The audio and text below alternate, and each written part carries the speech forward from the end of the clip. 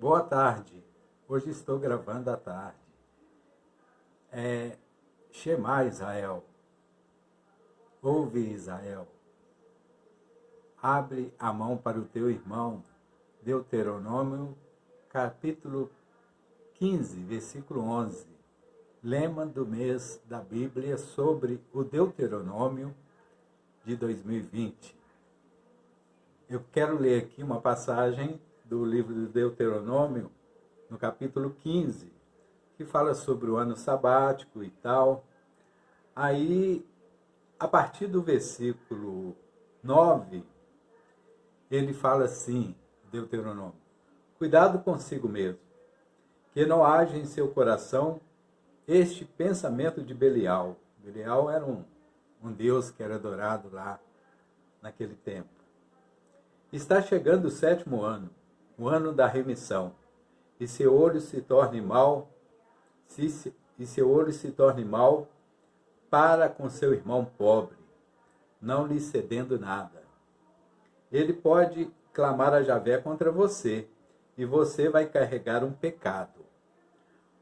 Quando você lhe der alguma coisa, não faça de má vontade, porque em resposta a esse gesto, Javé, o seu Deus, abençoará você em todo o seu trabalho e em todas as suas iniciativas. Veja bem, não deixará de haver pobres no meio da terra. É por isso que eu lhe ordeno: abra a mão em favor do teu irmão. Aqui está o lema.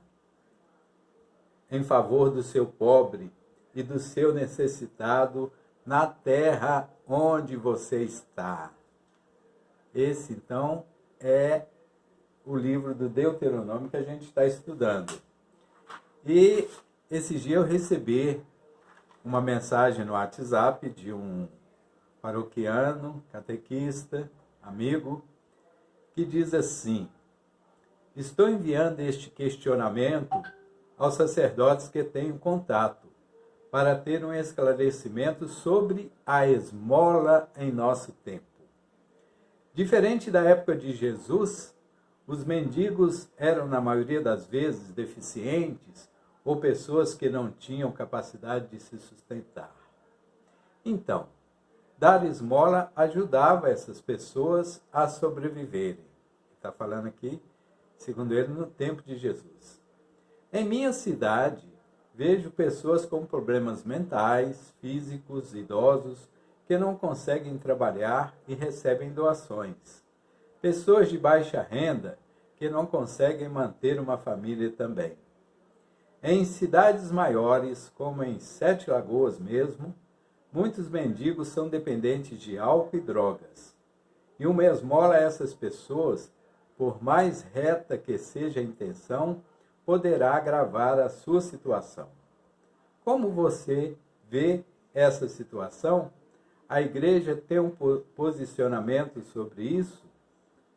Aí eu respondi para ele que pretendo sim fazer uns vídeos, como eu estou fazendo esse, vou fazer outros, a respeito dessa questão, que inclusive está no lema do Deuteronômio. Foi um questionamento muito positivo, nesse sentido.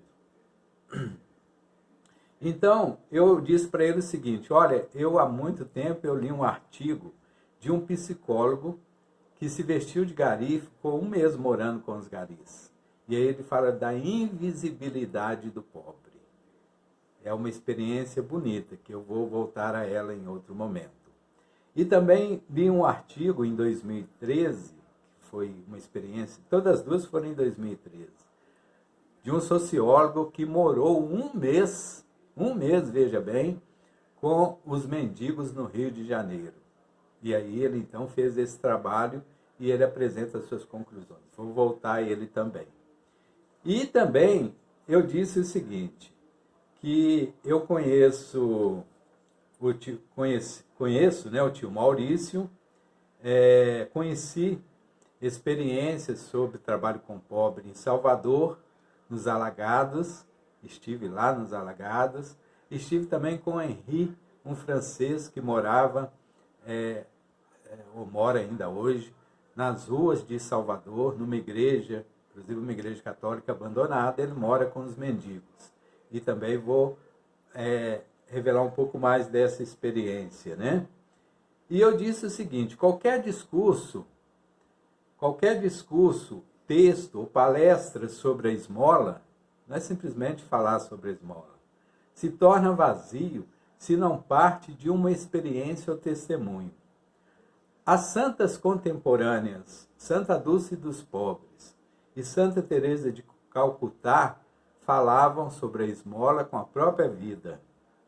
Entre nós, o padre Júlio Lancelotti, em São Paulo, o tio Maurício, em BH, a memória de Dom Luciano Mendes de Almeida, com quem eu trabalhei, de Dom Helder Câmara, de Dom Pedro Casadaglia, da Zilda Artes, dentre outros, fala profundamente em nós. São testemunhos, não são discursos. A pastoral da criança e as pastorais sociais também falam em nós através dos seus agentes. A pastoral dos moradores e moradoras de rua é uma realidade em muitas cidades grandes. E o Papa Francisco instituiu em 2017 o Dia Mundial do Pobre, dia 19 de novembro. Então nós temos muita coisa boa para poder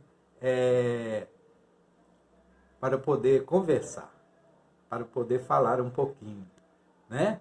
A gente vai falar dessas experiências. Que Deus abençoe você e continue colaborando. Um beijo no coração.